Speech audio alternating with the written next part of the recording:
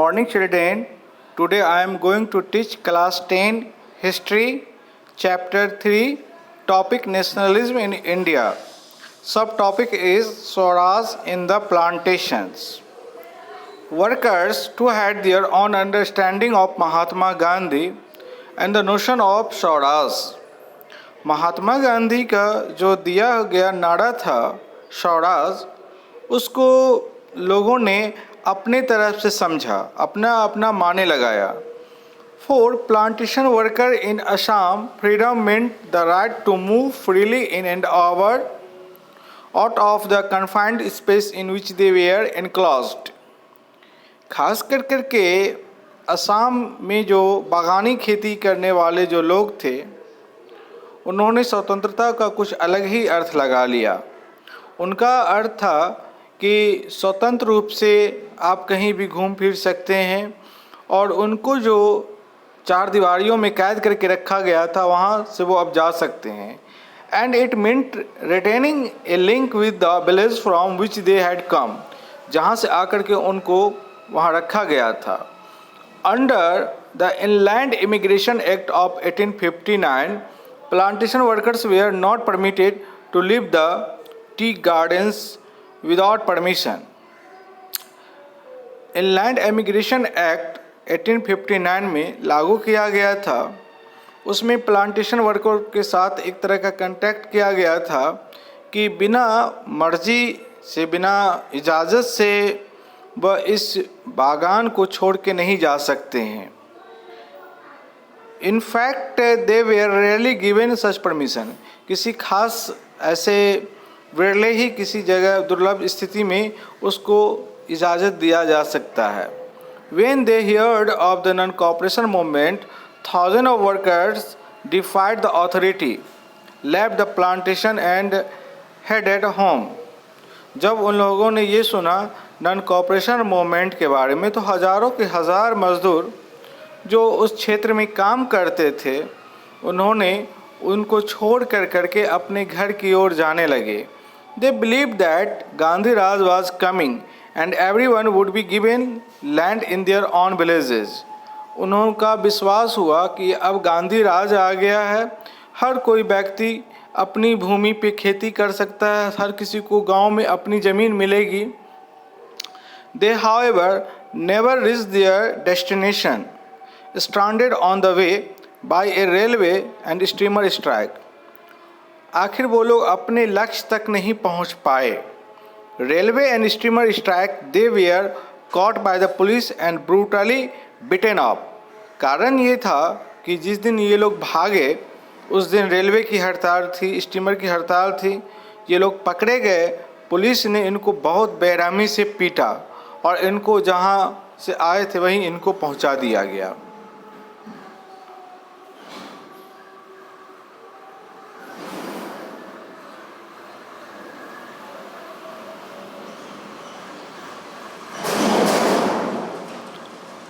The vision of this movement were not defined by the Congress program. They interpreted the term Swaraj in their own ways, imagining it to be a time when all suffering and all troubles would be over. सब ने अपना अलग अलग तरीके से meaning लगाया. The vision of this movement were not defined by the Congress program. और कांग्रेस ने जो इस कार्यक्रम को तय किया उसमें सारी बातें ठीक से क्लियर नहीं की गई. They interpreted the term Swaraj in their own ways. Imagine it to be a time when all suffering and all troubles would be over. सबों को यही लगता था कि अब जितनी उनकी दुख तकलीफ है सब का निपटारा हो जाएगा, सब खत्म हो जाएगा. Yet when the tribes chanted Gandhi's name and raised slogan demanding स्वतंत्र भारत, महात्मा गांधी का नाम लेकर के नारा लगाया गया स्वतंत्र Bharat, they were also emotionally relating to an all Indian agitation. तो भारत में जितने लोग थे भावनात्मक रूप से इससे जुड़ गए. When they acted in the name of Mahatma Gandhi or linked their movement to that of Congress, they were identifying with a movement which went beyond the limit of the immediate locality. इन घटनाओं सबसे देश में आंदोलन तेज हुआ, लोगों जो है में एकता आई और उनकी एक सामूहिक पहचान बनी। Towards civil disobedience. In February 1922, Mahatma Gandhi decided to withdraw the non-cooperation movement. ये फरवरी 1922 की घटना है। महात्मा गांधी ने निर्णय लिया कि वो अब ये नॉन कोऑपरेशन मूवमेंट को वापस लेंगे। He felt the movement was turning violent in many places and satyagrahis needed to be properly trained before they would ready for mass struggle. देश के कुछ हिस्सों में छिटपुट जो है हिंसे हो गए। महात्मा गांधी को ऐसा महसूस हुआ कि हमारे देशवासी सत्याग्रह करने के लिए अभी पूर्ण रूप से प्रशिक्षित नहीं हुए हैं। पहले उनको एक समूह संघर्ष के लिए, एक विस्तृत स्तर पर संघर्ष करने के लिए उनको तैयार करना ज़रूरी है। Within the Congress some leaders were by now tired of mass struggle and wanted to participate in election to the provincial council that had been set up by the government of India Act of 1919। Congress के कुछ नेता इन आंदोलनों से थक गए थे। वो अब चाहते थे कि जो राज्य में काउंसिल का इलेक्शन हो उसमें वो भाग लें। और जो उस समय एक्ट आया था government of India act of 1919, यानी हर एक स्टेट में एक असेंबली की गठन की बात, जिसमें एक इलेक्शन होना था, उसमें कांग्रेस की राय एक जैसी नहीं थी। They felt that it was important to oppose British policy within the council. कुछ लोगों का मानना था कि वो काउंसिल में अगर इलेक्शन जीत करके जाते हैं तो सरकार की नीतियों का वहाँ वो विरोध करेंगे। Argue for reform and also demonstrate that this council were not truly democratic। वहाँ वो सुधार की बात करेंगे, वहाँ प्रदर्शन करेंगे और सरकार को जो है ना सच्चाई दिखाएंगे और डेमोक्रेटिक तरीके से अपने मुद्दों को उठाएंगे। C.R. Das and Motilal Nehru form the Swaraj party within the Congress to argue for a return to council politics. Congress जब इसमें अपनी सहभागिता सुनिश्चित नहीं की तो खास करके दो ऐसे नेता थे, एक C.R. दास, चित्तरंजन दास और दूसरे मोतीलाल नेहरू। उन्होंने अपनी एक अलग पार्टी बना ली कांग्रेस से हट करके, स्वराज पार्टी, और उन्होंने डिसीजन लिया कि मुझे ये काउंसिल पॉलिटिक्स में जाना है। But younger leaders like Jawaharlal Nehru and Subhash Chandra Bose pressed for more radical mass agitation and for full independence. लेकिन देश के कुछ ऐसे युवा नेता थे उस समय में, जैसे कि जवाहरलाल नेहरू और सुभाष चंद्र बोस, वो चाहते थे कि किसी तरीके से जो है ना, जो भी रेडिकल तरीका अपनाना हो, क्रांतिकारी तरीका अपनाना हो, देश को पूर्ण आज़ादी दिलानी होगी। In such a situation of internal debate and dissension two factors against swept Indian politic toward. तो देश में दो तरह की बहसें होनी शुरू हो गई। Late 1920, the first was the effect of worldwide economic depression। साथ में घटना पूरे विश्व स्तर पे फैली थी कि आर्थिक मंदी का दौर चल रहा था। Agriculture prices began to fall from 1926 and collapsed after 1930। जो फसलों की कीमतें थी वो अब गिर रही थी 1926 तक, और 1930 तक जो है पूर्णतः ये चौपट हो गई। And collapsed after 1930 as the demand for agriculture goods fell and export declined. As the demand for agriculture goods fell and export declined. तो फसल की चौपट हो जाने से मांग तो बढ़ी, लेकिन उसका जो निर्यात होता है वो आपको घट गया।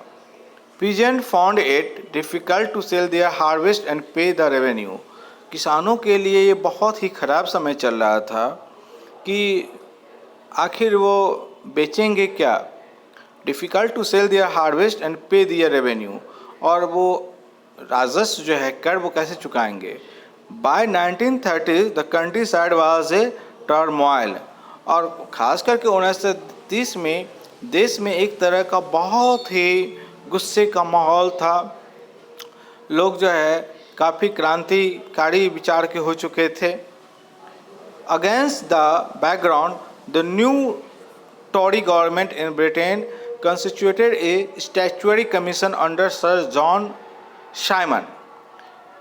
उसी समय में ब्रिटेन में वहाँ की टोरी सरकार ने जो है सो एक एसोसिएशन बनाया, एक कमीशन तैयार की, जिस कमीशन का नाम था statutory commission. Under statutory commission के अंतर्गत सर जॉन साइमन को उसका चेयरमैन बनाया गया। Set up in response to the nationalist movement, the commission was to look into the functioning of the constitutional system in India and suggest changes।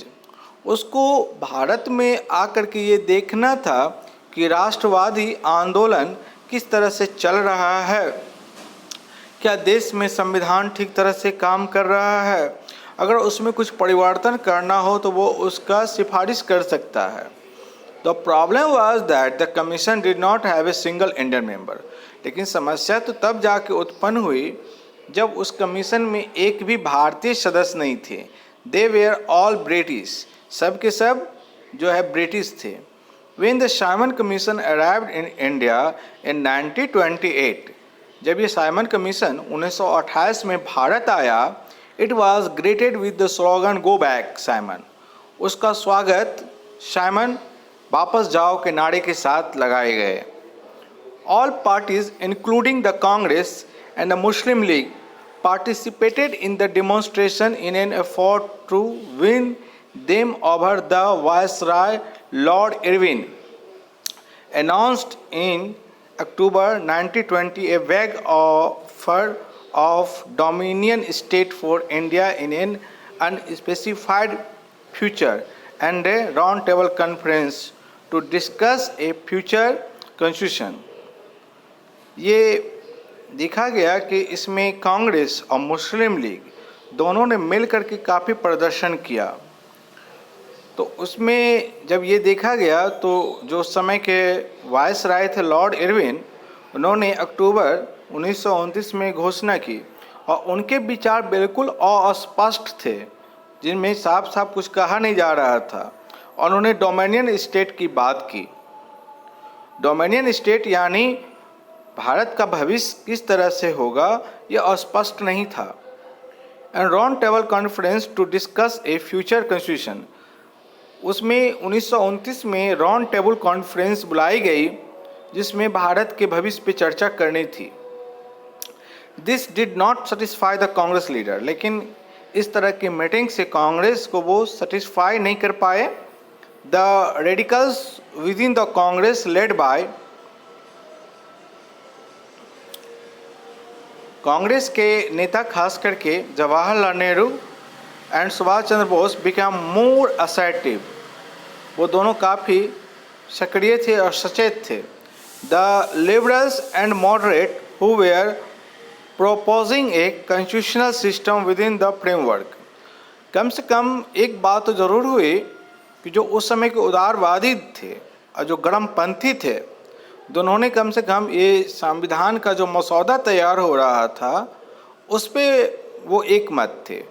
और British dominion gradually loss their influence, तो था क्या कि British dominion जो है धीरे धीरे अपना प्रभाव खत्म कर देगा। In December 1929 under the presidency of Jawaharlal Nehru, the Lahore Congress formalize the demand of Purna Swaraj or full independence for India. दिसंबर 1929 में जवाहरलाल नेहरू की अध्यक्षता में लाहौर कांग्रेस का अधिवेशन हुआ, जिसमें मांग की गई पूर्ण स्वराज की, यानी full independence day for India, Bharat के लिए पूर्ण स्वतंत्रता। इट वॉज डिक्लेयर्ड दैट 26 जनवरी 1930, और इसकी घोषणा की गई कब, 26 जनवरी 1930 को, would be celebrated as the independence day, उस दिन स्वतंत्रता दिवस मनाया गया था। When people were to take a pledge to struggle for complete independence, लोगों को जागरूक किया इस तरह की स्वतंत्रता की लड़ाई लड़ने के लिए। But the celebration attracted very little attention, लेकिन ये बहुत कम ही लोगों का ध्यान अपनी ओर आकृष्ट कर पाया। So Mahatma Gandhi had to find a way to relate the abstract idea of freedom to more concrete issues of everyday life। तो गांधी जी का ये था कि किसी भी चीज़ को प्राप्त करने का जो तरीका है वो एब्स्ट्रैक्ट आइडिया नहीं हो करके वो होना चाहिए कंक्रीट इशू, यानी कोई चीज़ भावनात्मक तो हो लेकिन उसका एक परिणाम भी होना चाहिए, उसका एक रिजल्ट भी आना चाहिए। तो आज हम लोगों ने स्वराज पार्टी के बारे में, स्वराज के बारे में पढ़ा और सिविल डिसऑबीडियंस मूवमेंट के बारे में। नेक्स्ट टॉपिक में हम लोग शार्ट लॉ के बारे में पढ़ेंगे, डांडी मार्च के बारे में। Thank you.